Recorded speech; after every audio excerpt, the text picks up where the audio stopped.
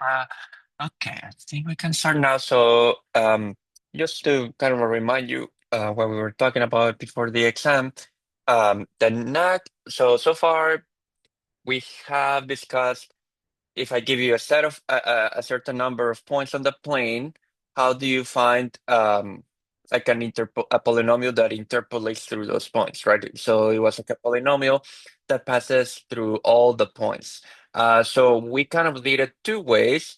One using the Lagrange interpolation, where like the idea is like if I give you 7 points, then the Lagrange polynomial will be 6 points.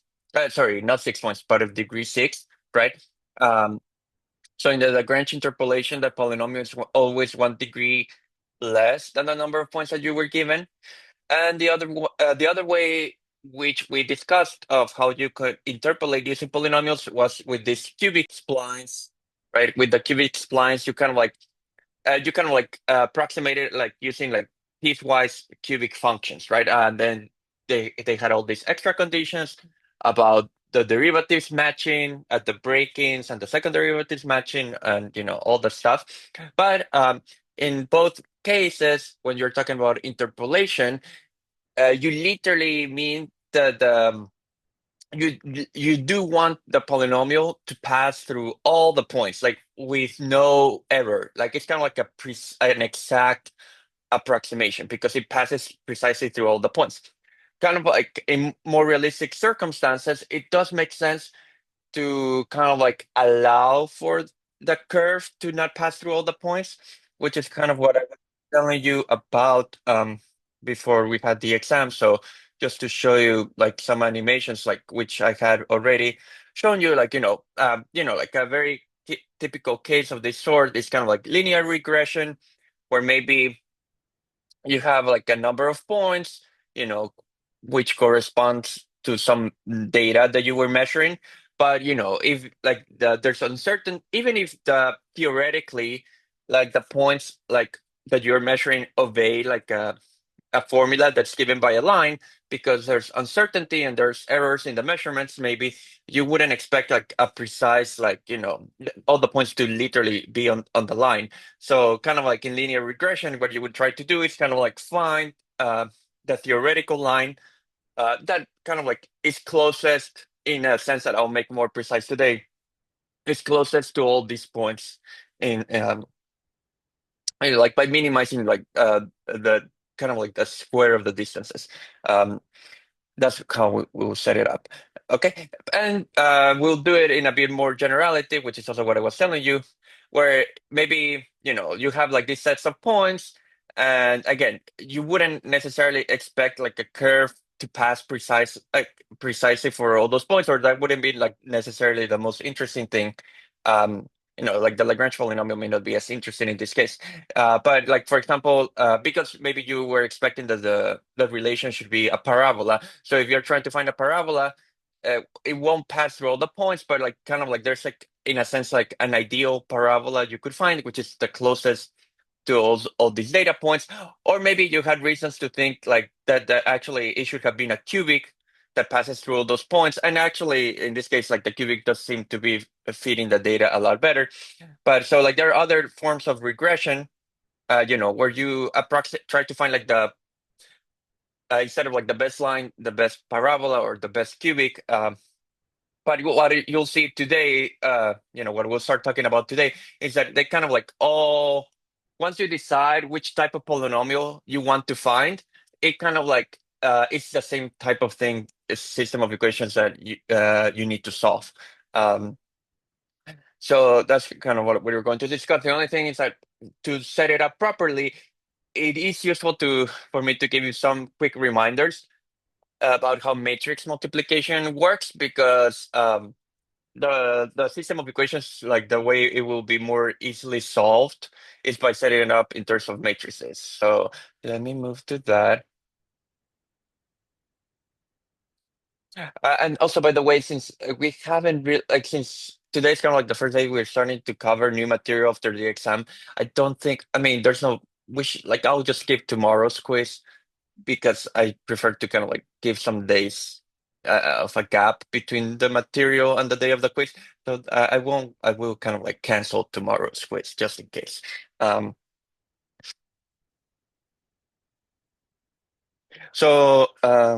let me see. I'll add some. Also, I'll add more new practice problems. Like related to this material today. So I'll update like the list of problems on the PDF like later today, so that you can get started on this stuff. So let me again, as I was saying, give you a very quick review of linear algebra.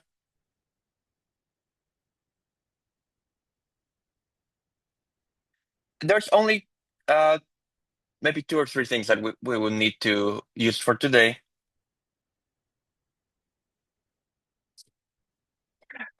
Just to kind of like set up the notation in a more convenient way, since like I want to kind of like use like the sum notation for certain things. So the first thing that I should remind you of is the dot product of and the length of a vector, right? So if you had like a vector,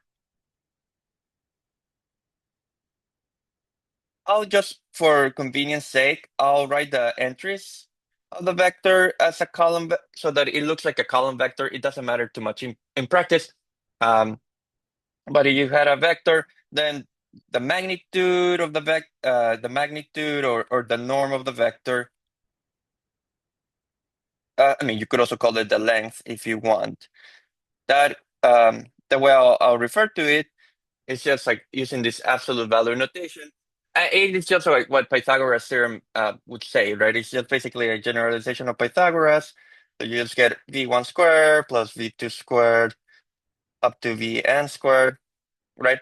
But I do prefer to write it using the sum notation. So if you want to use the sum notation just to kind of like write this in a more fancy way, you would put it like this, right? It kind of means the same if you think about it. And it sometimes it's not super nice to see the square root explicitly. So you square both sides of the equation, and the version that's most usually written as is this way, right?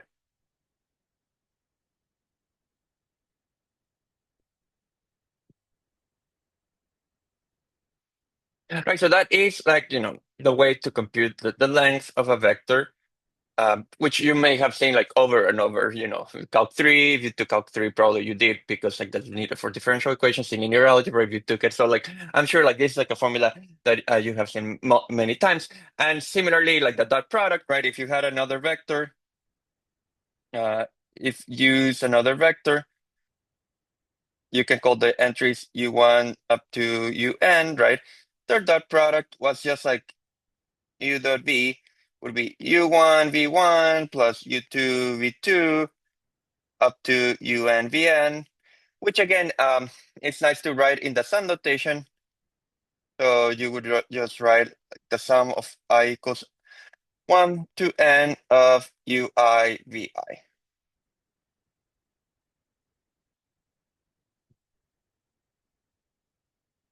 Is that making sense? Like so far so good. Like hopefully it looks like a quick reminder. Um,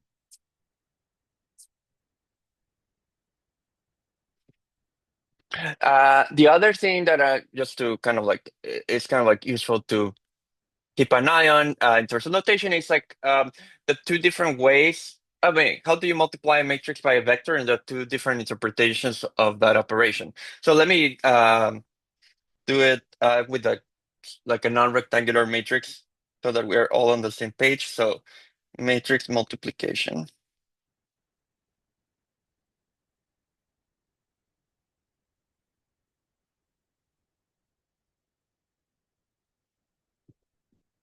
So let's just to make it a little bit more concrete. Let's say the matrix, just to not write something super long. Let's say the matrix is 3 by 2. So A11, A12, A21, A22, and then A31, A32.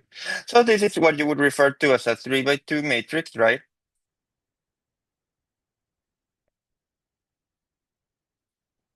Uh, because it has three rows, and sorry, it has three rows, 1, 2, 3, and it has two columns, which are these ones, right? So like the more compact way, like succinct way of writing this is like you would write something like this, right? Just to say, oh, like the matrix is being represented by this collection of numbers. So the first index, right, is for the rows, and the second index is for the columns. So I is kind of like the row index, and J is the column index, which is kind of what you see here. Like here, I'm increasing the row, right? And here I'm increasing the number of like the columns. So when you have when you can multiply a matrix by a vector, right? The rule for multiplying a matrix by a vector is that the number of entries of the vector must be the same as the number of columns of the matrix. So if you have a vector, like if you want to do A times V, right? At least in this particular case, like let me copy paste the matrix. Oops.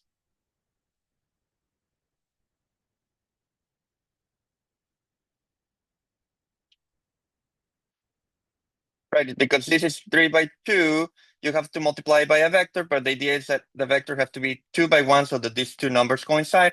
So if the vector is 2 by 1, it has two entries, so I'm calling them V1 and V2, right?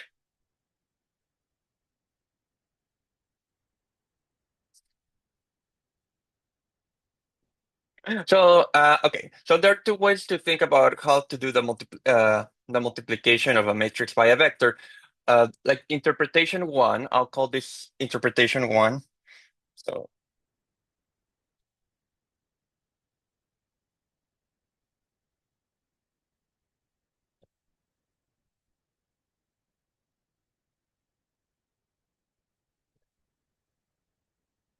is that under interpretation one, the way to do the multiplication is that you take the first row, for example, you take the first row and then do the dot product of the first row with the vector v. So that would give you what? A11 v1 plus A12 v2, right? And kind of like, and then that becomes the first entry of the resulting vector. And then you do the same with the others. So you take the second row and then do the product with the vector. So you get A21 v1 plus A22 v2. And the last one would be the product of the third row with the vector. So you get A31 v1 plus A32 v2. Okay, so under this interpretation, like what you're doing, like just to write it more succinctly, is you're doing row one dot prod. Let me put it like this.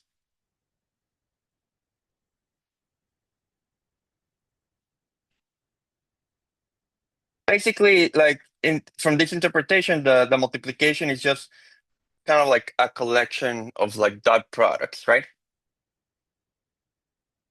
It's like the rows with the vector, kind of like those are the entries of the resulting operation, right? So it's like a bunch of dot products. It's like a collection of dot products.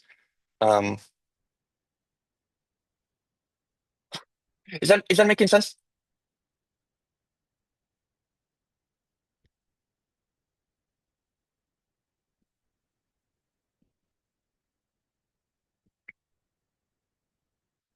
And then interpretation two, which is will be useful in a moment. Um, interpretation two is kind of like just coming from this formula, because if you take the resulting vector, so here's like interpretation two of what this vector is.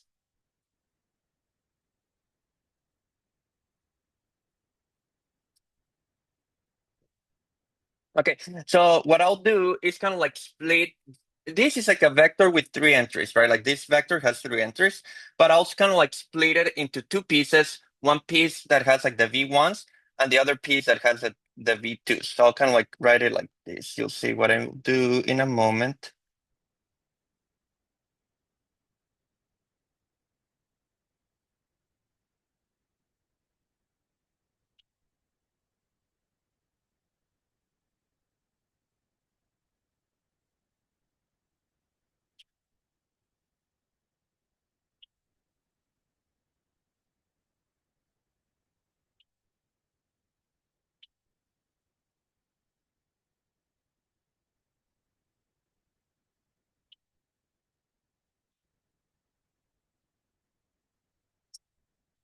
So is that making sense? Like, basically, if you remember, you can add a vector just by adding its entry. So if you add this one with this one, you get this one.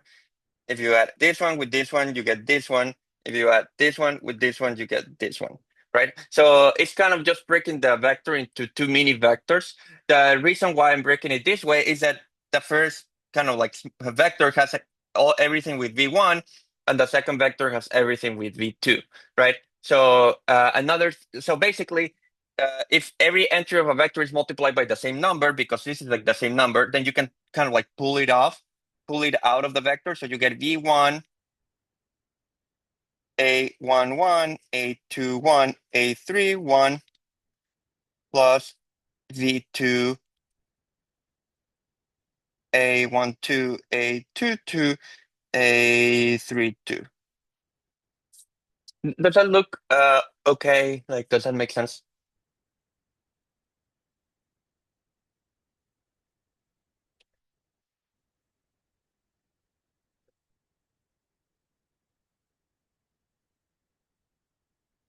But why is this like a different perspective? Because if you look at this, what is this vector? This vector corresponds to the columns of the matrix, the first column of the matrix A, and this vector corresponds to the second column of the matrix A.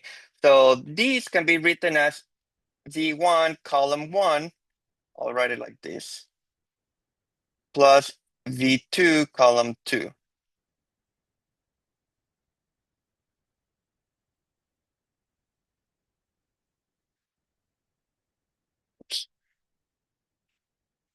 So from this perspective, when you're doing A times V, so what is the meaning of A times V from this perspective? A times V is just, from this perspective, like the sum of V, like, VI column I. So it's just like a combination of the columns, which is called like a linear combination. So let me call it J because J is the index for the columns.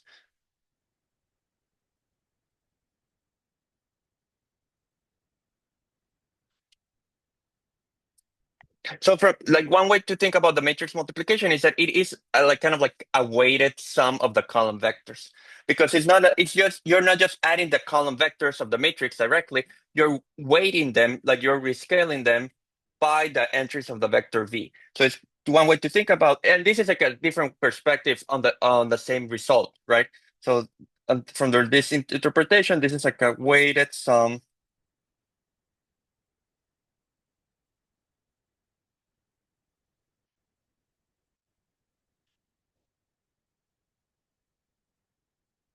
of the columns of A.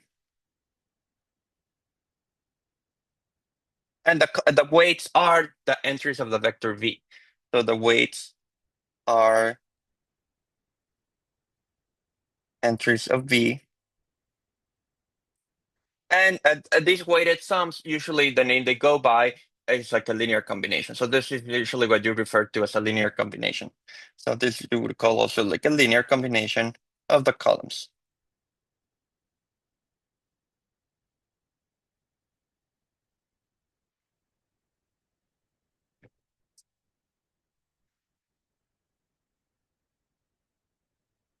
Is that making sense, kind of?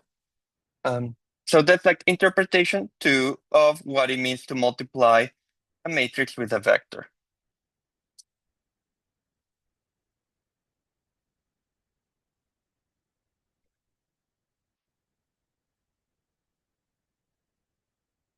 So again, from the first perspective, there are two ways to think about this. Like, so from the first perspective, what it means to multiply a matrix with a vector is just like, oh, you're doing a bunch of dot products between the rows and the vector V.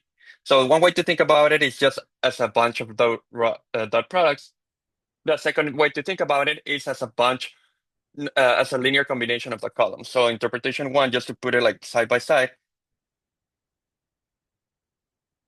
is saying that A times V is a vector uh, row 1 dot V row 2 dot V Up to how many rows are there? There are m rows.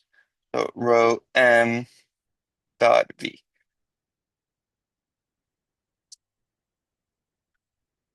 So both perspectives are useful. In practice, we will use a little bit about both, some of both today. So like that's why I'm bringing it up right now. So because like it will be useful in a moment, but I don't know when was the last time you took linear algebra or like something involving mat and again like the matrix stuff is like repeated over and over in different courses.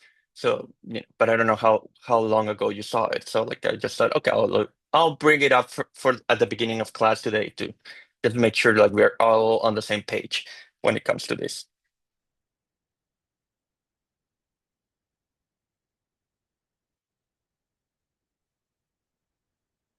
Okay. So again, you'll see where it shows up in a moment. But if there are not any questions, like I can, like, then I'll move to the main topic for today, which is like this polynomial approximation, like we can call it like that, or like the least squares method, actually. So let's talk about.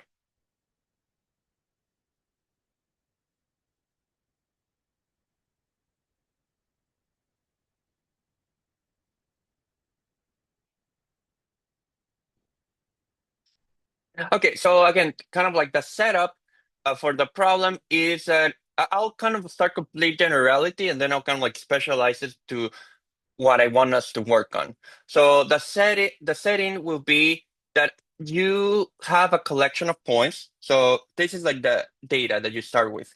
So this is like your starting data. So it will be a collection of m points.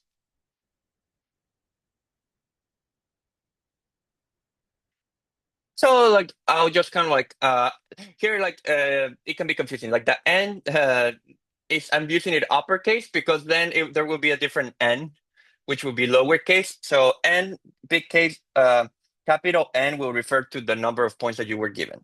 So these points will be x0, y0, x1, y1, x2, y2, up to x n minus 1, y n minus 1. Okay. So again, I can draw the points on the plane. Well, not all of them, but like a few. So this could be maybe x0, y0 is here. Maybe x1, y1 is here. And let's just put the last one, xn minus 1, yn minus 1 here. Okay, so you have a bunch of points, right? And the goal, again, now, before we were trying to find a curve that passes precisely through all these points. Now the goal is going to be different. Let's suppose we're trying to find a curve, any curve. So let's say, I have a curve.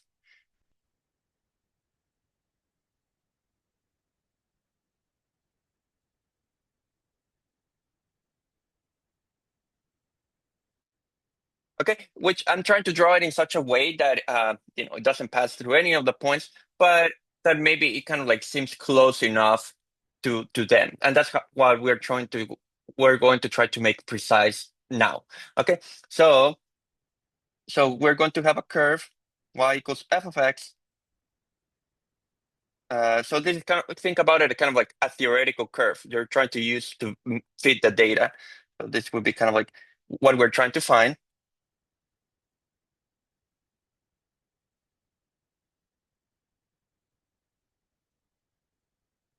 And it will be a curve that, in a sense, is the closest, as close as possible to these points. So it would be.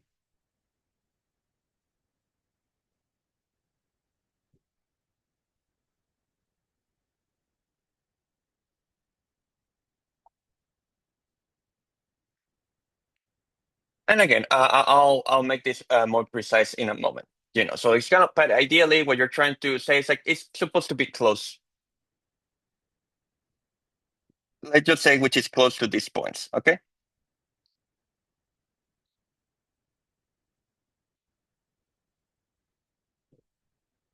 So what does it mean for the curve to be close to these points? So The idea is that for each value of x, let's draw the corresponding x value. So here's x0, x1, x and minus 1, right?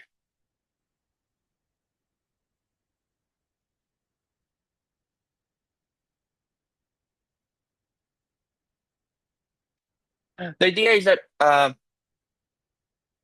would you not have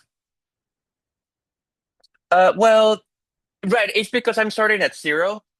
Right, because like the first one is called like 0 y 0. If you had started at 1, then it would have been x1 y1. Yeah, yeah, yeah. There's no. I guess there's. It will change from like on your preference. Like there's not like a big deal. Like how you choose to do it. Um, but I just like to follow. I think the book most of the time does prefer to start at 0. So I thought, okay, I'll kind of try to stick with that for now. But yeah, yeah, yeah. But you're right. There's not like a big deal in that sense. It is convenient, at least because with polynomials, you definitely do want to start at 0 because like there can be a constant term. So like I think that's also one of the reasons why they would do it this way. Okay. So what I was saying is that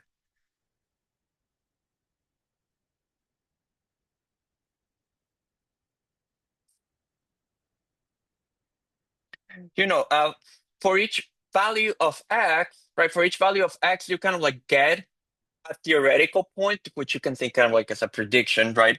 Which would be the corresponding value in the curve, right? So this would be kind of like what x0 f of x0, right?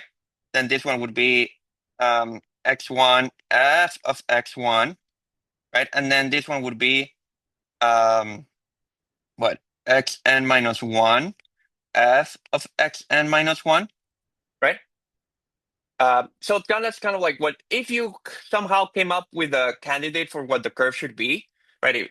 Like however you find it, that's what the prediction would be for what the point for what the data point should have been, right? So kind of like the idea is that you can obviously they are not the same points, right? Like and there's like a gap, right? There's like a kind of like a distance between them, right? Because they have the same x value, the distance is just entirely to the difference in the y value. So let me try to draw the distance kind of like kind of like using these vertical bars, if that's okay.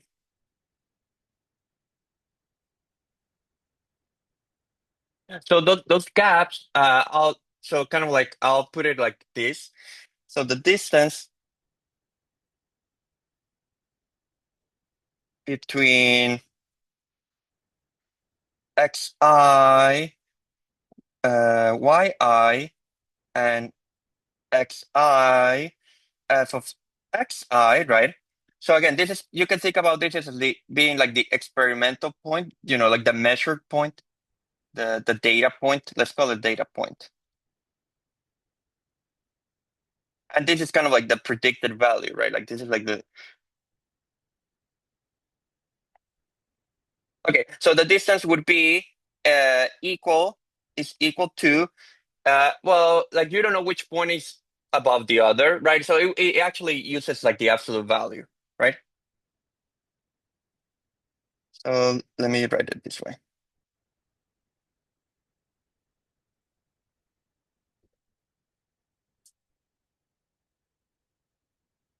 Is that so far so good? Is that making sense?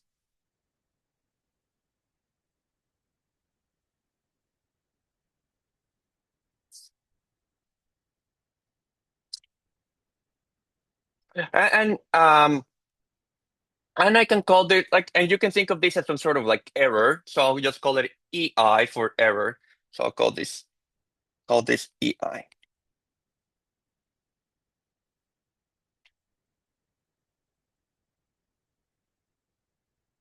for error. The E for error. Okay. And not lowercase because then like maybe it gets confused with the Euler's E or whatever. So like uppercase E for error. Okay. Uh, so okay, so here's like what you might guess. So like you might guess like this would be like a natural guess. So like a natural guess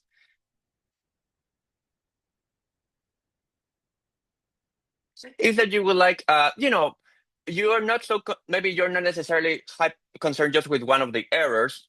So you would want to make the total error kind of like small, right? So you would like the curve, however you find it, for the total error to be small.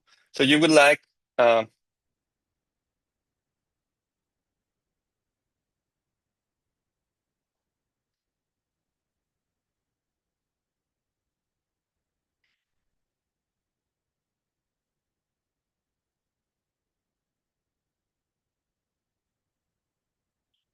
and just to write it more explicitly, what is the sum of the total? What is the sum of all these errors? It would be, the sum of these all these absolute values, right? Okay.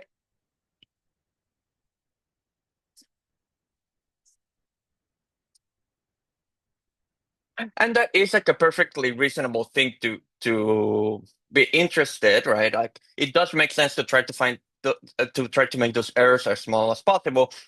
Uh, the thing is that from more like a pragmatic perspective, honestly, like the thing is like this formula does involve absolute value, right? And kind of like the absolute value is not that nice to work with in terms of calculus. Like literally, like that's the like that is like the reason. Like if even if you think about the function of one variable, like I'm about to erase this, but if you think about something like f of x equals x, like let me write this as an aside. You know, like something like absolute value of x is not super nice as from a calculus perspective because like the derivative has issues at the origin, right? Like if you remember the graph has like the graph for absolute value of x has like this corner, so you know it's not super nice to work with the function that where like the derivative can be problematic.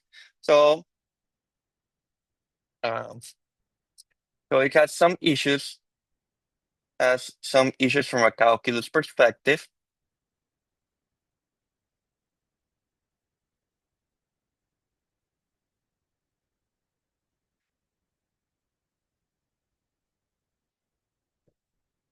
Okay, so a slight fix, like kind of like maybe you wouldn't think necessarily about this as the next best thing, but instead of like minimizing the errors themselves, you could minimize the errors squared. That kind of like is like a better thing to try because that will behave a bit better in terms of the calculus. So a better guess will be, or like a better goal, just from a practical perspective, like just to work with it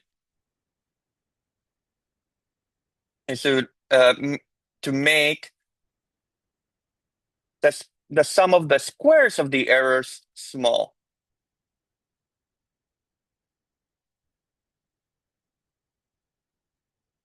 So I'll emphasize that I'm squaring here by putting like the square in a different color.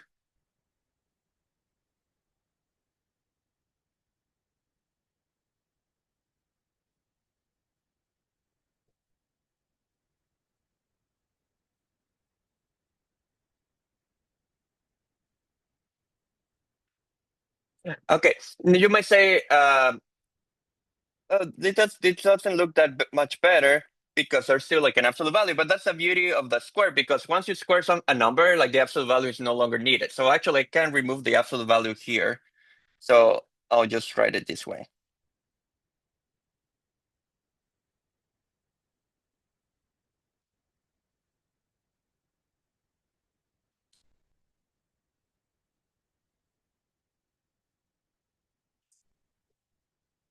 Okay, so whenever you're squaring, once you're squaring it, you know, then you are not you don't have to worry about the absolute value. Is that making sense so far so good?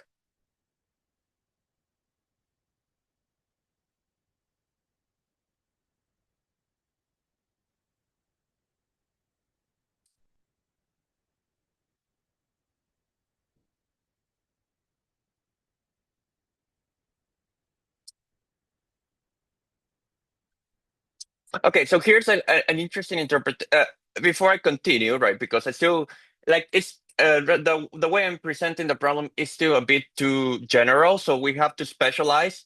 The way we would specialize is by saying, well, actually, I want the function. So far I haven't said anything about what I want the function to be. So kind of like the next step will be to say, oh, I want the function to be like a polynomial. That's how we will set it up. Just to kind of like pin it down a bit more, because if you kind of like leave it at this level of generality, the problem is too broad. So like, there are multiple solutions that you could give. So that is not that interesting. But once you kind of like restrict it to say, oh, I want actually just to find polynomials of a given degree, then it actually becomes more interesting because it has a unique solution, more or less, basically. But before writing it down in that case, here's like a more interesting, an interesting interpretation of what we're trying to do, because, and this is why I was talking about vectors a bit earlier. You can like a more geometric way of thinking about this. So like a more geometric perspective.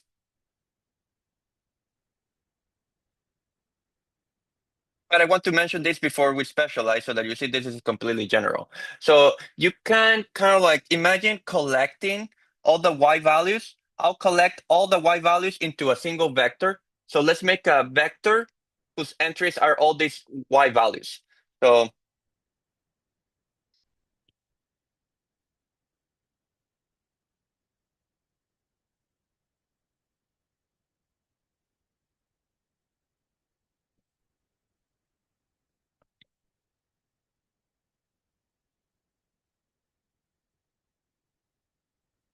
So it's like kind of like the a vector whose entries are the values measured for like like the different values measured in the y coordinate. Okay, and so just if you look at it, like then you can collect the errors, right? Like, all these different errors. All these errors also make a vector. So you have a vector of errors.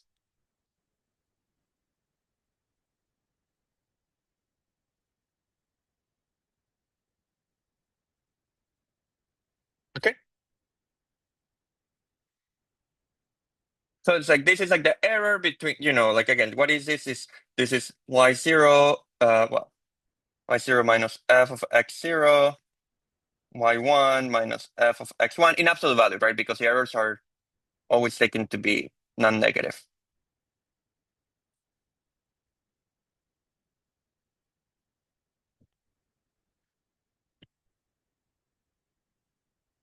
right? So that is the vector of errors. It's kind of like an error vector, if you want to call it that. So from this perspective, in terms of like the formulas that I was saying a bit earlier, what does like the sum of the squares correspond to symmetrically? What would this be?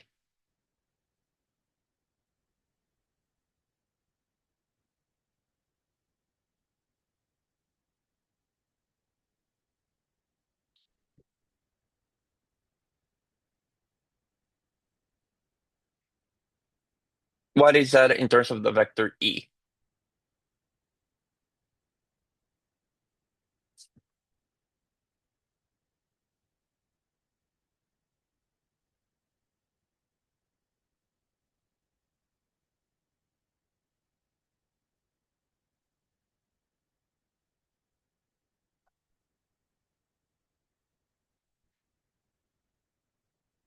It is just the magnitude square of the vector, right? So basically, kind of like from this perspective, the way we're setting it up is that we're trying to find a vector. We're trying to find a function whose error vector is small from this perspective. Okay. Or whose error vector has small length. That's what I'm trying to say. Because it's like the length square is kind of, if the length square is small, then the length had to be small. From this perspective, from this point of view,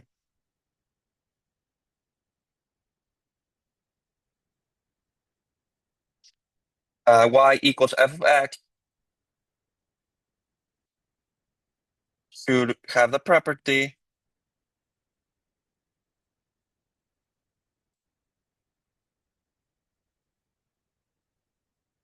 that the error vector has small magnitude.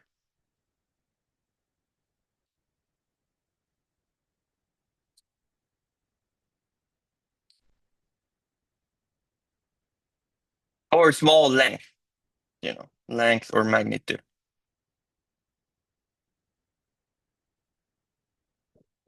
So that also makes like the choice of this like from this perspective, it's also like a more natural question because then it is related actually to Pythagoras theorem in a sense, like because Pythagoras theorem gives you the length of a vector. It's just like, for example, if you measure 1,000 points, right? If you measure 1,000 points, then this error vector has 1,000 entries, right? So this error vector doesn't leave, even if all the points, right? Even if all the points are two-dimensional because they are measured, they are like just, they just consist of an x and y values. The error vector itself, because it's like the collection of all the errors, is not two-dimensional, right? It would live in 1,000 dimensions or a million dimensions, depending on how many data points you have, right?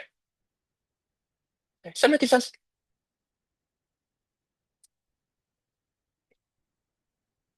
Okay, so now what I'll do next is kind of like s- specialized to a particular problem, which it would be, okay, what if I want this function that we're trying to find to be a polynomial of a particular degree? Okay, and how does the solution to the problem look once you have asked for that?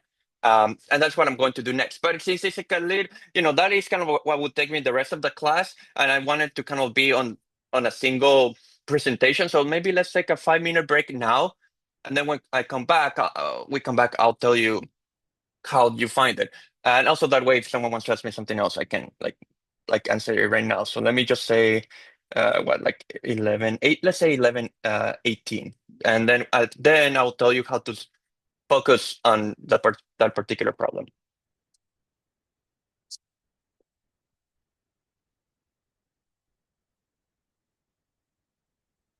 Yeah, and if there are any questions in the meantime, just let me know.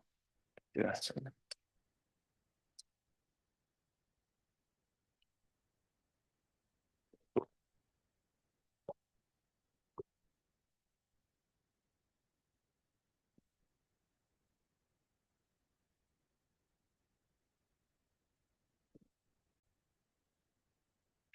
Okay, so let's continue. And as I was saying, what I'll do next is just solve this problem in a more specific case where the function has to be a polynomial of a particular degree. So now it's kind of like, so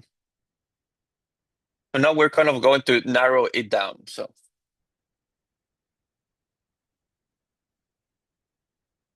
now we make an assumption.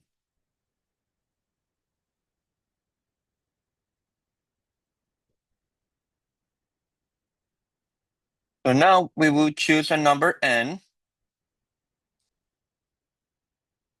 an integer n,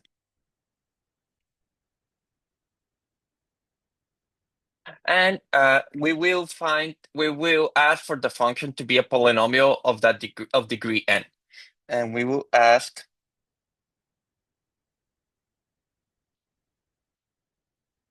a function f of x to be a polynomial of degree n.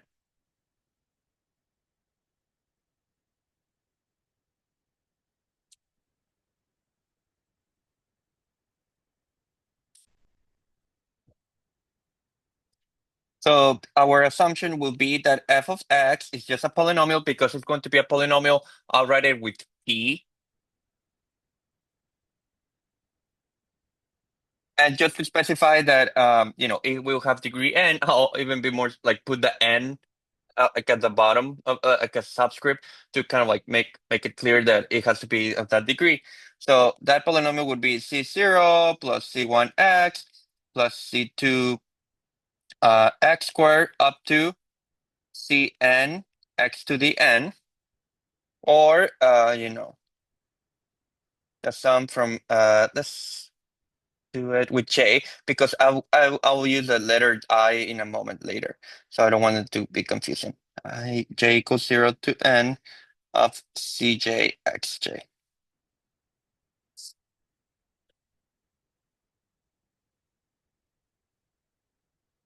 Okay, so again, you choose your favorite degree, and then you try to find a polynomial of that degree with the property that minimizes this error. Okay, so now we're trying to find. So the goal is to try to find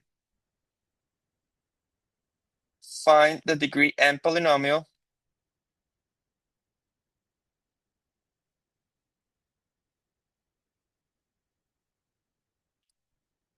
for which what was the error square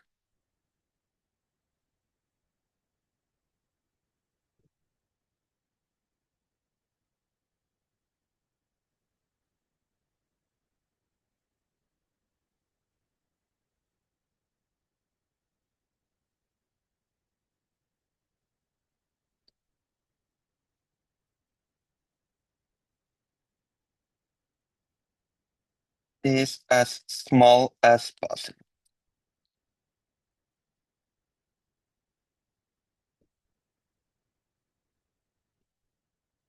Is that okay? Is that making sense? Like what I'm doing? So for example, like you could be, oh, I want to find a parabola. So I want to choose a parabola that's closest to all these points in the sense that it minimizes the error square. But you have to make that choice ahead of time. So you have to choose which degree polynomial you want to try to find. So you could try to find a line, or you could try to find a cubic or a quartic, but you have to give me ahead of time. Like we're not trying to find the degree of the polynomial. The degree of the polynomial is a fixed quantity, and you're trying to find a polynomial of that degree that minimizes the error.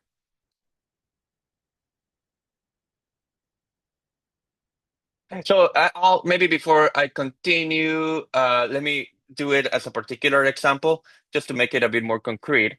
Um, so you'll see in a moment that this kind of gets a bit crazy in terms of like the indices. So I'll kind of like do it very small so that it's easier to keep track of all the points. But so for example,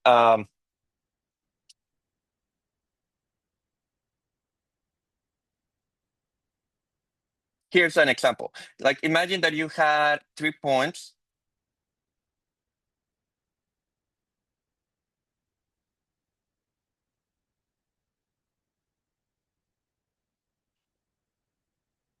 So that means that you have 3 data points.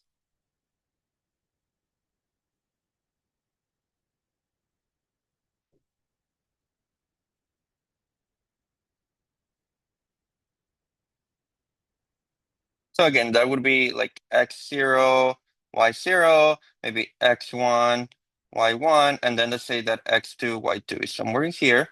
Okay. And then I'll choose my degree of polynomial. I'll choose it to be the almost like the easiest thing that you could choose for, which is going to be n equals 1. So I'll choose n equals 1. So that will be a degree 1 polynomial.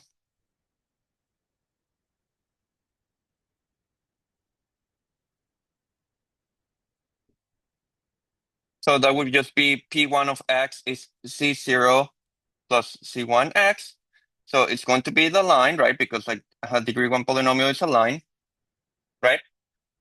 So what does the error look like in this case? Like like what you're trying to minimize, right? What you're trying to minimize.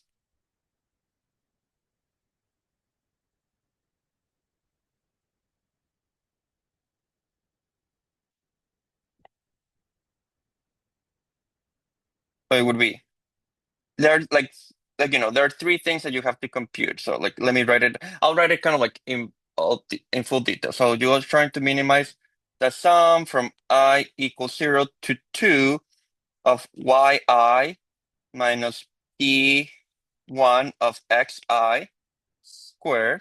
So what is that? That would be y0 minus c0 plus c1 x1 x0 squared plus y1 minus c0 plus c1 x1 squared plus y2 minus c0 plus c1 x2 squared. Right, so that is like the sum of that is the sum of the squares of the errors, right? I'm plugging just into the formula for the polynomial. I'm plugging into the formula for the polynomial the corresponding x value. So that's why I'm getting C0 plus C0, C1x0, C0 plus C1x1, C0 plus C1x2. Is that making sense?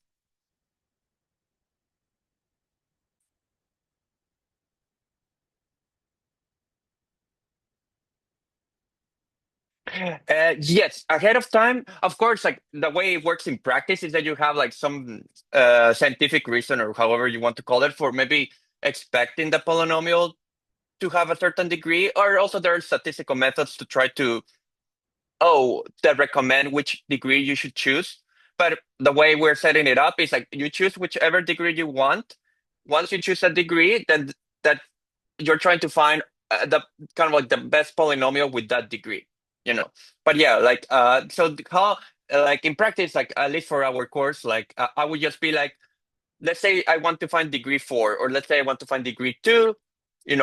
How does this look like? So we're not going to kind of get into the weeds of how do you choose the degree. Obviously, that's also like an important question. It does depend. Like, they are like like there that it does like enter more like into statistical analysis of like if I find like a useful references that explains it like in not too technical terms, I'll try to do it. I think there is some trial and error, but also there's some rule of thumbs that you can try to use. But you have to kind of like analyze how the error grows with the number of points. Like it is like a bit more tricky business. So, but yeah, if I find something that kind of like explains this nicely, maybe there's like a mini video I can find or something like that where it kind of like goes into that, because obviously it's like an interesting question, but I mean, right, it's not. It is. It's more ambiguous. That's what I'm trying to say. Like they're not clear cut rules for doing that. It is a lot of like accumulated experience of what works and things like that. I mean, like now with the machine learning things, all this stuff, like that does take a different approach, because like there is like a more like a like you train the data, and then it will go through like many different possibilities, and it would just choose like the one that's kind of like ideal in a sense of the word. But yeah, like I'll see if I find something that's useful that explains how do you choose that degree. But there's usually not like a unique, like what you should think is that is like a more cloudy business. Choosing the degree is like more nebulous. Like that is like more ambiguous for sure. um Whereas once you give me the degree your favorite degree in the world, then I can set up the problem, and that's completely precise. That's what I'm trying to say. Um, so is that making sense? Like, so these, like, I just want to make sure, like, again, to like make sure that like because soon it will be more since I'm writing in generality, it's useful to have like a concrete example. um so that's why I'm trying to kind of like work it out for this particular case with just 3 points and a line, because then you can kind of like see everything. So in this case, if like this is the formula for the error, right, what you have to notice that you kind of know x0 y0 x1 y1 and x2 y2, right? So notice, you know x0, y0, x1, y1, x2, y2. So the actual variables in this problem looks weird, right? But the actual variables are z0 and z1. That is what you don't know. That's what you're trying to determine, right? You're trying to determine the line, and to determine the line, you need to know these two numbers, right? So z0, z1 are the variables in this problem. That's what it takes some time to get used to, because that's not usually the name that we give to variables, but that's how you should think about them in this case. So here, c0, c1 are the variables, are the unknowns.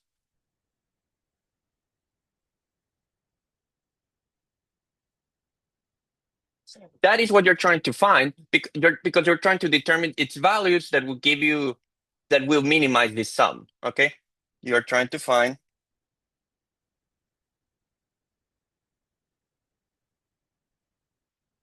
the values of C0, C1 that minimize that previous sum.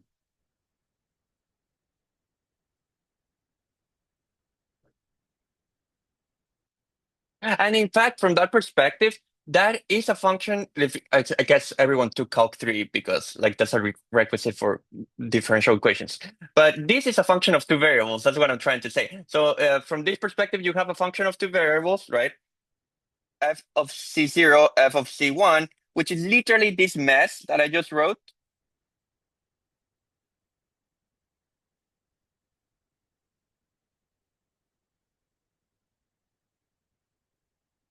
Right? And so it is a calc 3 problem, right? If you have a function of two variables, how do you find the point that gives you a minimum, right? Like how do you minimize it? You would find the critical points if you remember that, right? Like that's what you would do. So how do you find the critical points? You set the partial derivatives equal to zero or like the gradient equal to zero, right? So if you that's not the route that I would take, but that's like definitely a possible approach. I'll put it as a problem if someone wants to work it out. But from like the calc 3 perspective, you have a function of two, like at least in this particular case, you have a function of two variables. And to find the values for C0 and C1, you set the derivatives equal to zero, right? So kind of like the calc 3 perspective is that to minimize this function, to minimize if this function f, you solve, what would you solve? You would solve the derivative with respect to C0 equal to zero, and the derivative with respect to C1 equal to zero, right? Which is what you would have called like the critical points. And then what you would do is like maybe use the second derivative test, right? If you remember that, to check that this critical point gives you minimum, right? Um, Again, that's not how I'll do it, but it is useful to know that that's like a perspective that you could take. Um, the interesting thing is that if you look at this function, right? I mean, I'll put it as a problem because I still think it's like a useful thing for you to work it out explicitly because it's kind of like simple enough. If you look at this function, it is quadratic, right? Because you're squaring the lines, right? So when you take derivatives, it will become linear because kind of like the derivative of something quadratic is linear, the degree drops by one. So actually, you find a system of linear equations. So that's how you end up with the system of linear equations that you have to solve. But again, I'll kind of like start from the linear algebra perspective, like more from the beginning. So I won't go through the calculus part because it's just like a bit messy to, find all these partial derivatives, like in the general case. And it is easier to get confused by what's going on because it becomes like kind of like too algebraic. So you're just like finding a bunch of derivatives. If you take a more linear algebra perspective, it is more clear what you're trying to do. Um,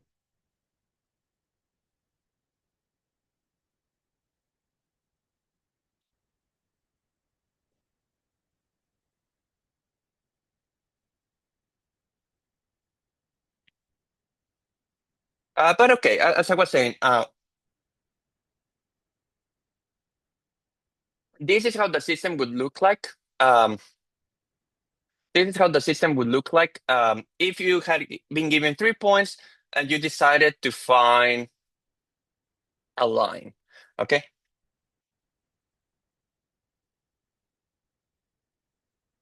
The only thing that I would say, which is not such a big problem in practice, is that the only kind of like real requirement that we would have, like maybe I should put it here. So kind of like the only kind of like practical requirement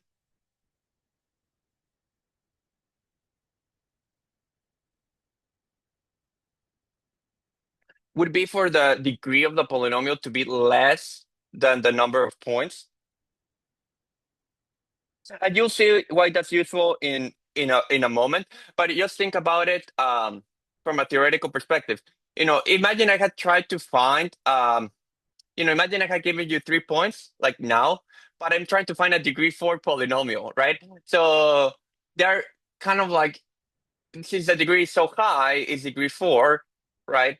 You wouldn't expect that 3 points would be enough to kind of like give you like a unique solution because a degree 4 polynomial requires five numbers, right? Like there's five coefficients that you have to specify.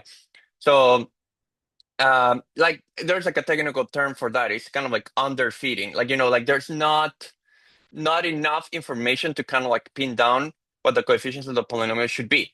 So for example, but the reverse is fine. So if you had like five or 6 points, then it is reasonable to try to find like a degree for polynomial. So like the degree of the polynomial that you choose should always be less than the number of data points, which in practice is not such a big thing because now these days, like, like with statistical methods, like you have like access to, like probably any realistic problem involving measurements would have hundreds or thousands of millions of data points. So it's not such a, and even in those cases, you might still want to try to find a line. You know what I mean? So it's not such a big, it's not like a big thing to worry about, to ask for the degree of the polynomial to be less than the number of points, which is what this is saying.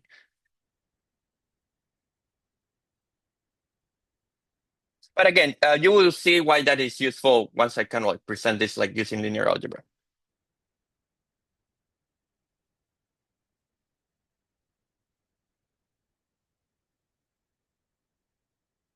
But this is kind of like to be on like the more safer side, as a requirement.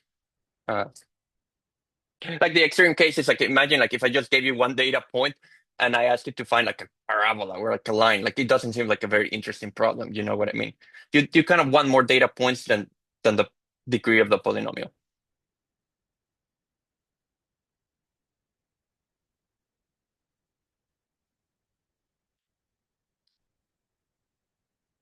Okay, but back to the general case. So like again, this was kind of like a preamble just to kind of like make it a little bit more concrete. So back to the general case.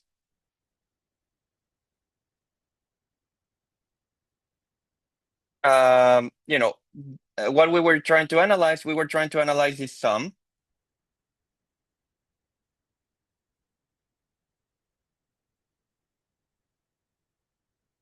Okay. See, so this is what we are trying to make small, right? And since the polynomial of degree n, I'm writing it as this sum.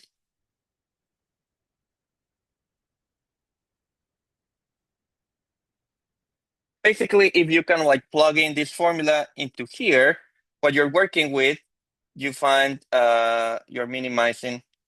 you're trying to minimize.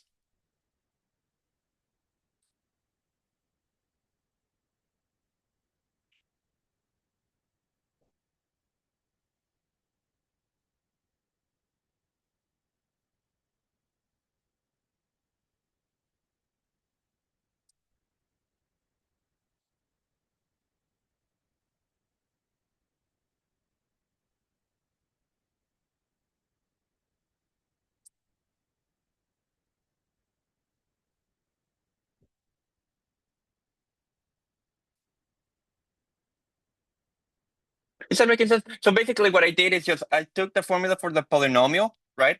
I take the formula for the polynomial and I replace x with xi because that's the data point, right? Like the x value for each data point. So this is where you're trying to make small, right?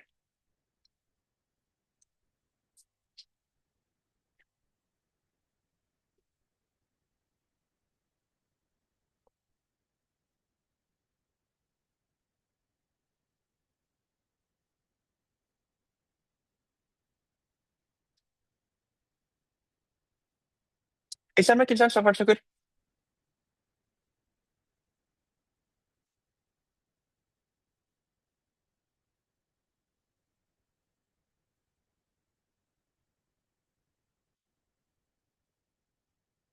Okay, and now I'll introduce the last piece of notation, which will be very useful in a moment, which is these potential numbers I will arrange into a matrix, and that's kind of like the magic trick. So the magical trick is just to reassemble these numbers into a matrix. So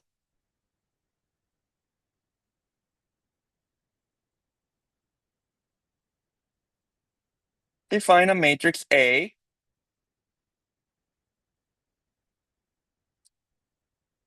whose entries are xij. x sub I to the power j. And I'll kind of like write some examples so that you see what I mean.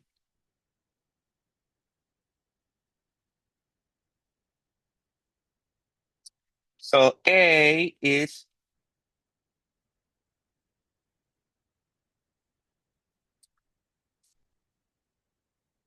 that is what the matrix is going to be like. Okay, and again, like let me write a few examples so that you see what I mean here by this. Um,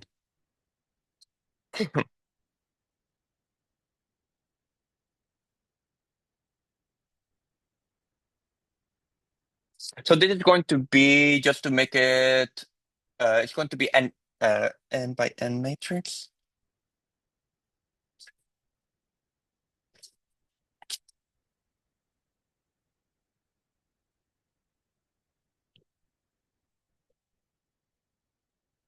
Wait, let me check just to make sure that the numbers come out nicely.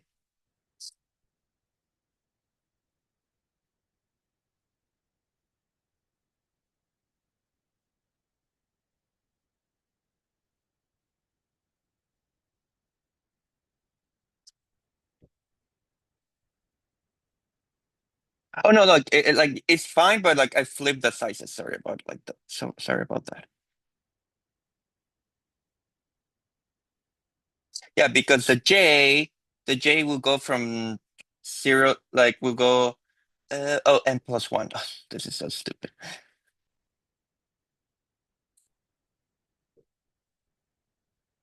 Yes, let's see. Yeah, now it looks fine.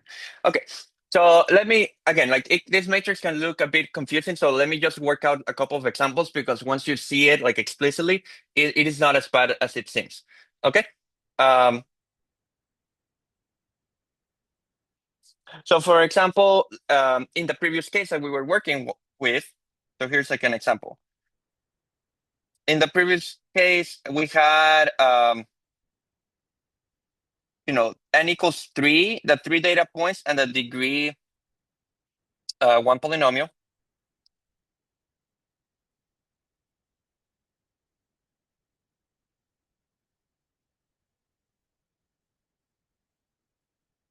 And it was 1.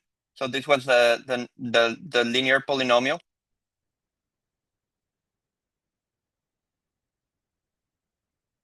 So the matrix in this case would be 3 by 2, right? Like so basically this number increases like the degree, like the number of columns is 1 higher than the degree of the polynomial. So A would be a 3 by 2 matrix.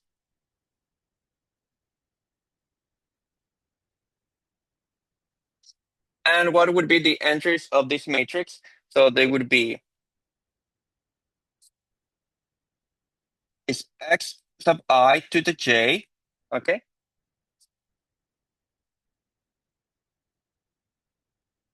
So it's let's see, x0, x1, x2, and then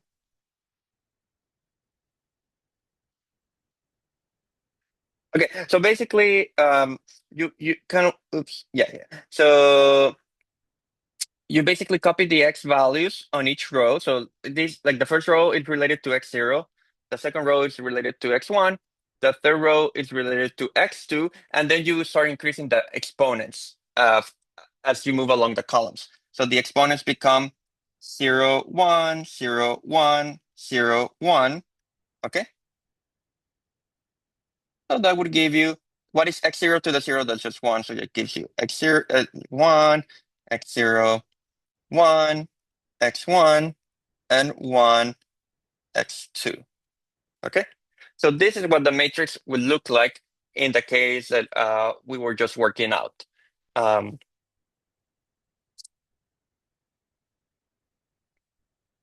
let me do a slightly more complicated case because I don't think this is still clear enough. So let's say I had given you 4 data points.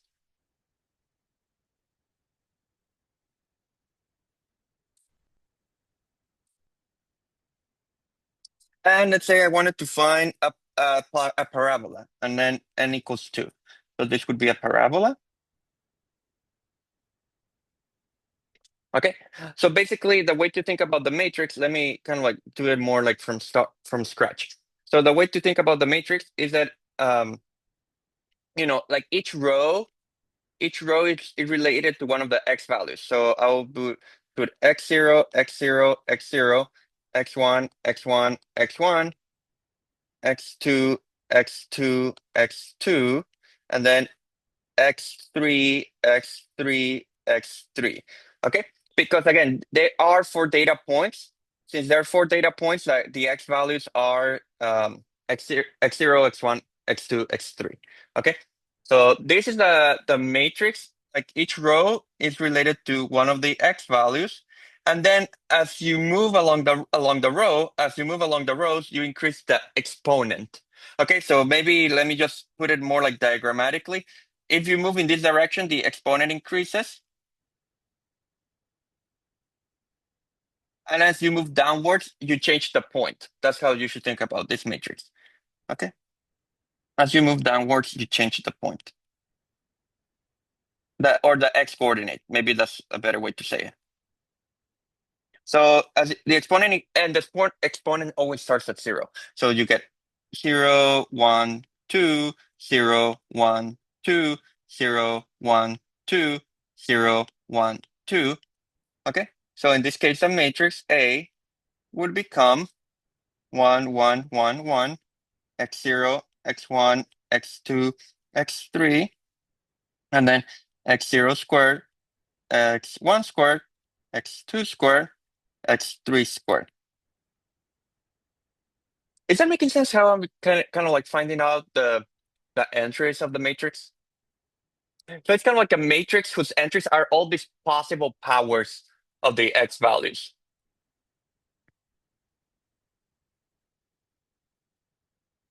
Up to degree n, right? Because degree n is a polynomial that you're trying to find. So it kind of like in words. So it's a kind of like a matrix whose entries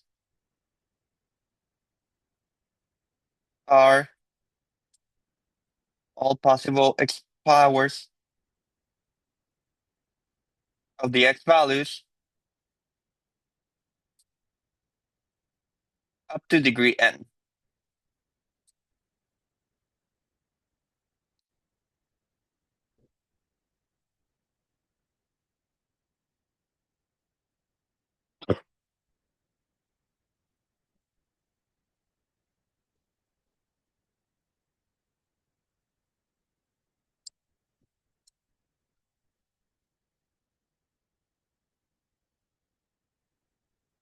So the row I of a matrix of this matrix, what is the row I of A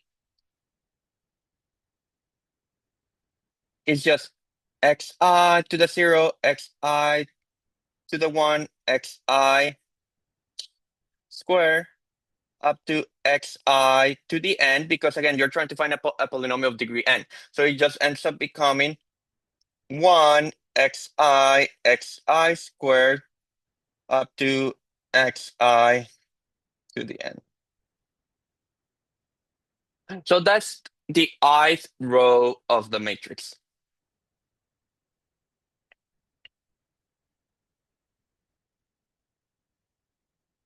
Is that making sense?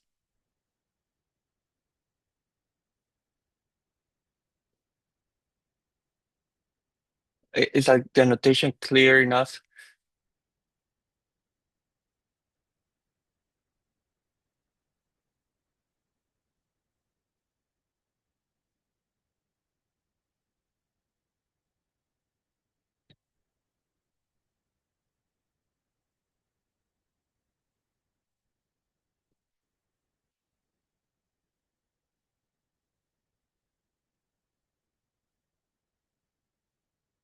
Okay, and so why is that useful? Okay, why is this interesting? Why is this notation useful? Why is this useful?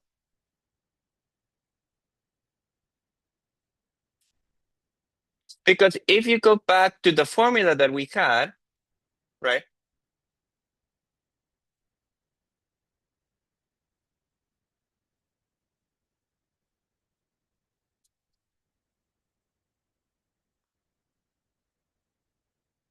if you go back to this formula,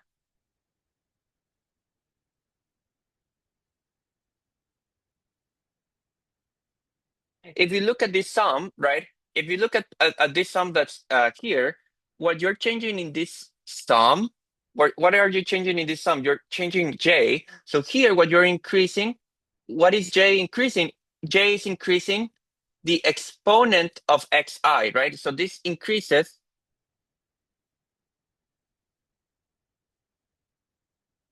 exponent of xi, right?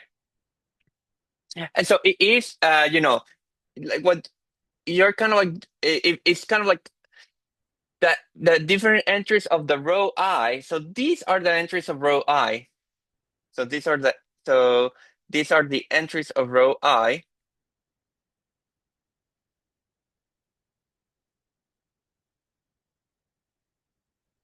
of this matrix. So actually, this is secretly a dot product. Uh, so this is a dot product between what? Oh, I haven't defined this vector, but oh, sorry about that. Like if you could have thought about the coefficient vector. So you can define this like a vector of coefficients, which kind of makes sense if you think about it. If you define this coefficient vector as C0, C1, C2, up to Cn, like, the coefficients of the polynomial, then this sum can be re-expressed as the dot product between C and the entries of row I. So this is kind of like the same. So the sum becomes,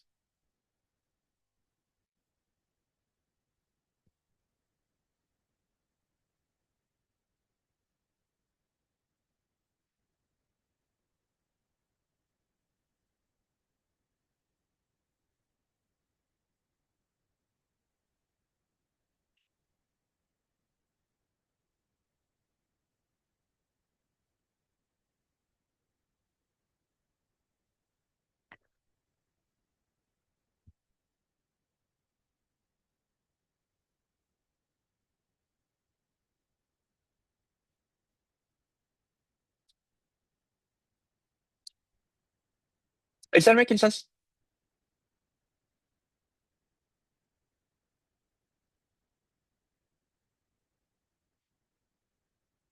But where did we see before that it's about operation involving a dot product with the rows of the matrix?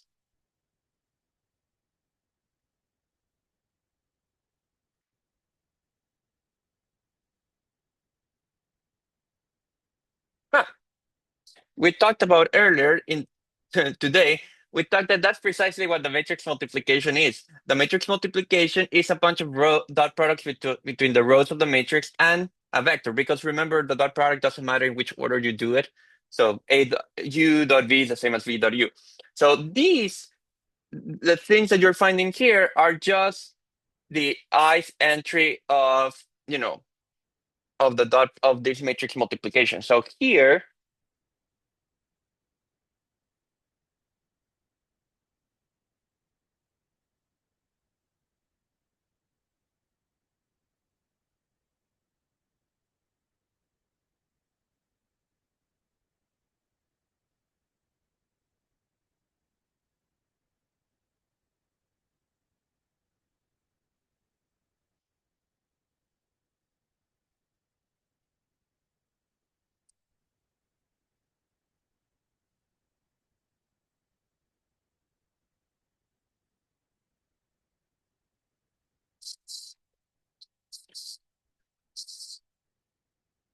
okay.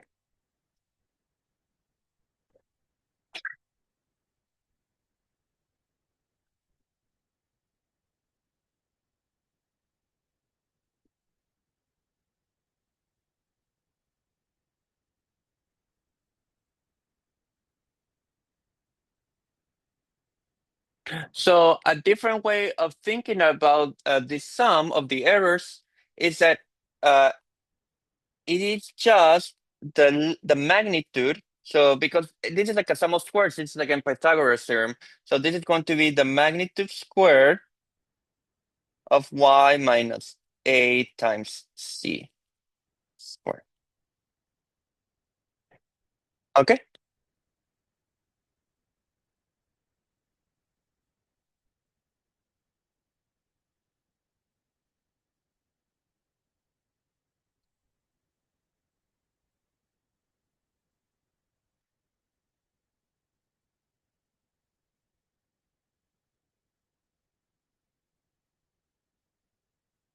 So from this perspective, what you're trying to do, because again, it looks weird, but in this perspective, y is known and the matrix is known. Like both are those two things are known. So from this perspective, what you're trying to find is the vector c for which this the length square of this quantity y minus a times c is minimized. Okay, so here, like as a remark,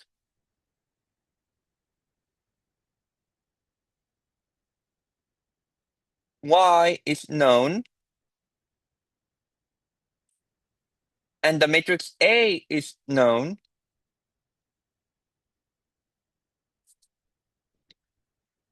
So you're trying to find, so the goal is to find the vector C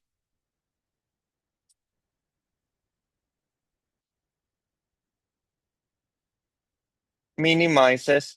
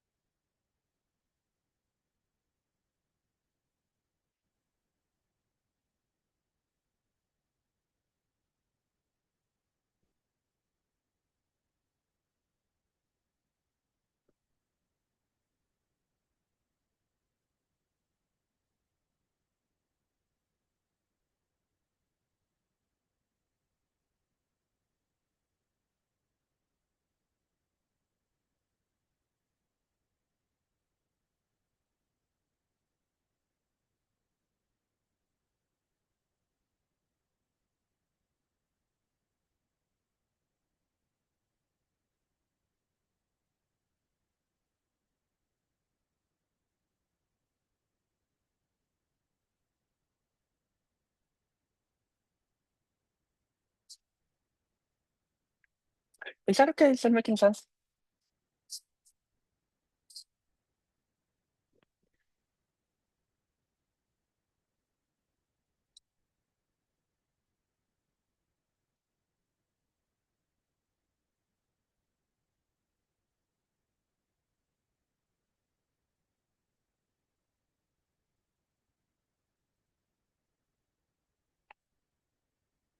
Okay, so if I started getting now into how do you find this vector, I think it's too much like information overload for the day. So what I'll do tomorrow is kind of like resume a little bit of what we were just doing. Kind of like I'll re-explain the situation and then I'll kind of like tell you what the solution is. Just like in a nutshell, but we'll talk about this tomorrow. So in a nutshell, what happens? Like so here's like what we'll talk about tomorrow. The idea is that you can think of, you know, like again, y is a known vector, so you have a vector y.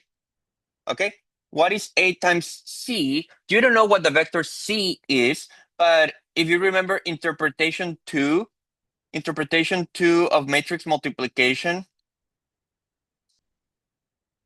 what was interpretation two of matrix multiplication?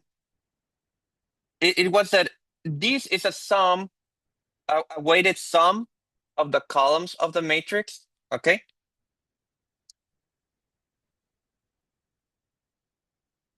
So basically, one way to think about what's happening here is that you have like the columns of the matrix. You know, maybe like you have here like the first column of the matrix, column one of A, and here's like the second column of the matrix.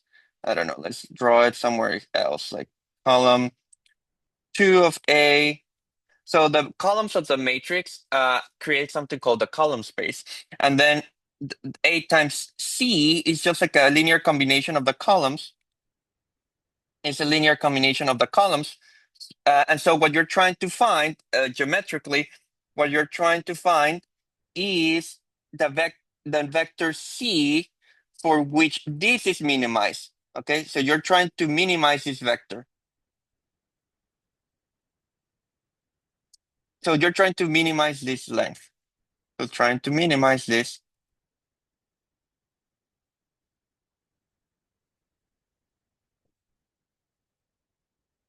And what we will talk about tomorrow is that what should happen is kind of what you see in the picture.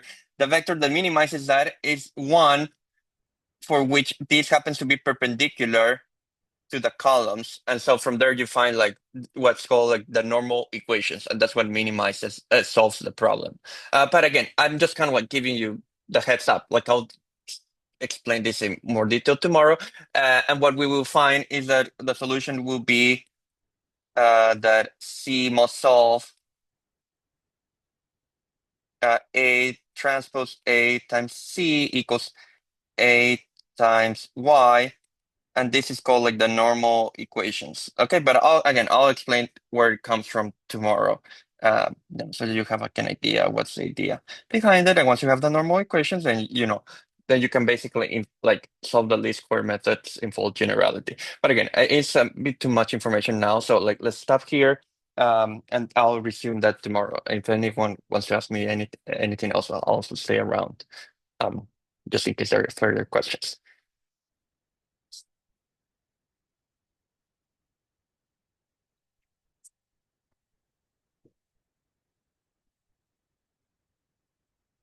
Thanks, you.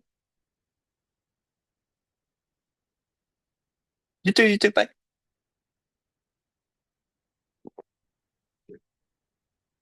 Bye bye.